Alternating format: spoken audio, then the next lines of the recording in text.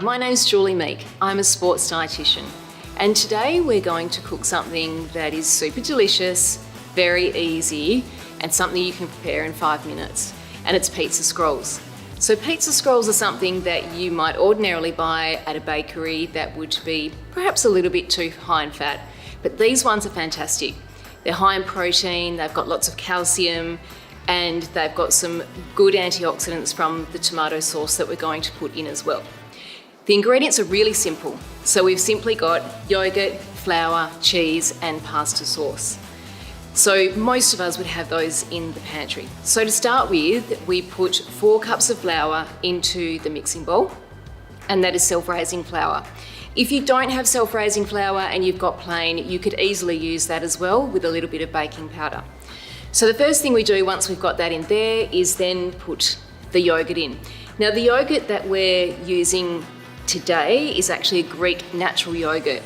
You don't want a yogurt that's too thin and not one that's too thick, so somewhere in the middle, because then the dough will come together really nicely.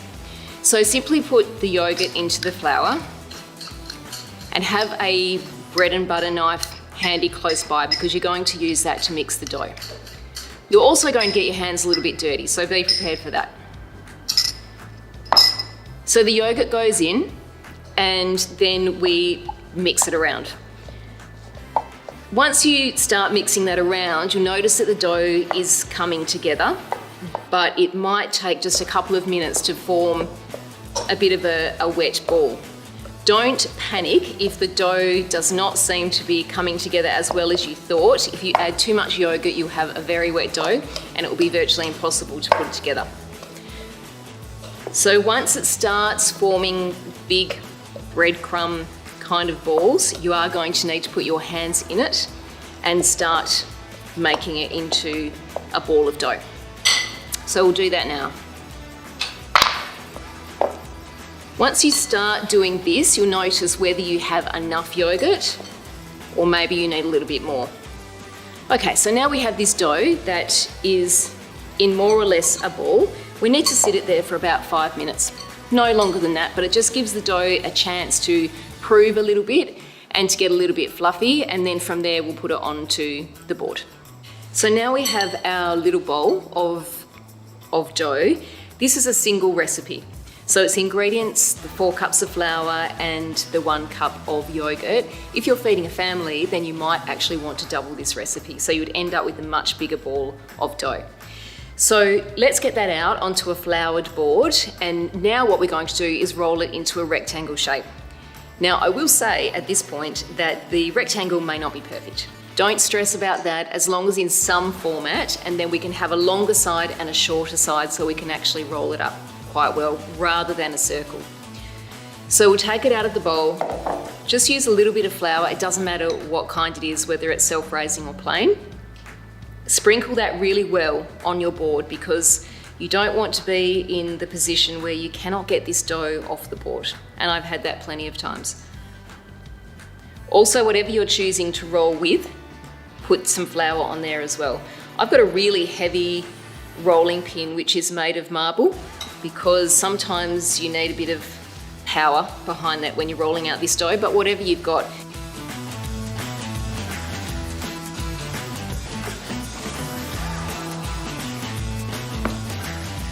So when you start to roll this dough out and it starts to get a little bit sticky, then just add a little bit more flour onto the rolling pin.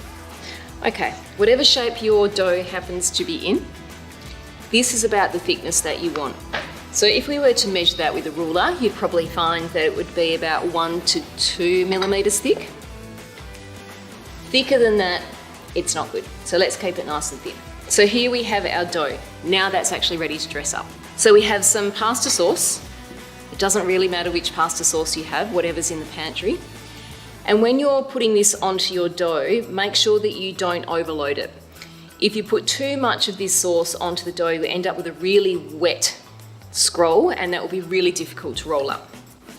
Okay, so that is plenty on there. Once you've got that sauce on, it's finishing the scrolls off by grated cheese.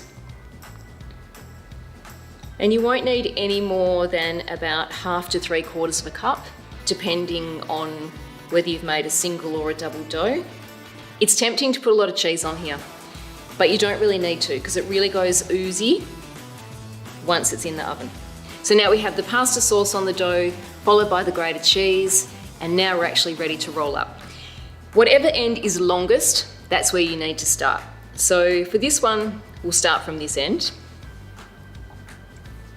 And what you want to do as you're rolling is tuck. So as you roll, just tuck that dough underneath and then keep pulling towards you until we have a nice big sausage. So you've basically got a big sausage dough, and then just squish the ends in a little bit so that you've got not skinny bits at the end. So once you've got your nice big sausage of dough, we're ready to cut that, and then we can make the rest of the scrolls. And the size that you're actually cutting them is about 2 centimeters.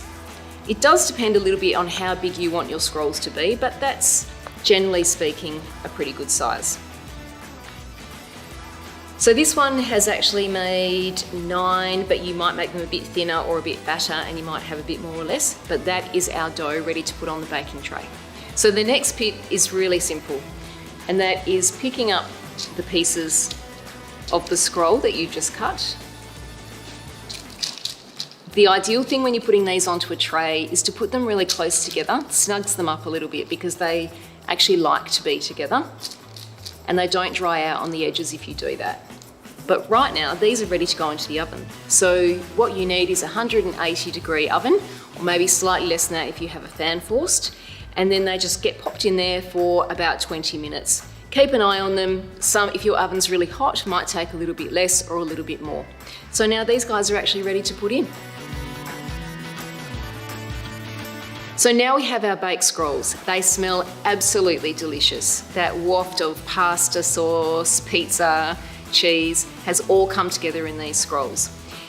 They're cooked really beautifully. They're still nice and fluffy, but they're a little bit crispy on top. All you need to do now is eat and enjoy. The perfect snack, breakfast, lunch, or dinner.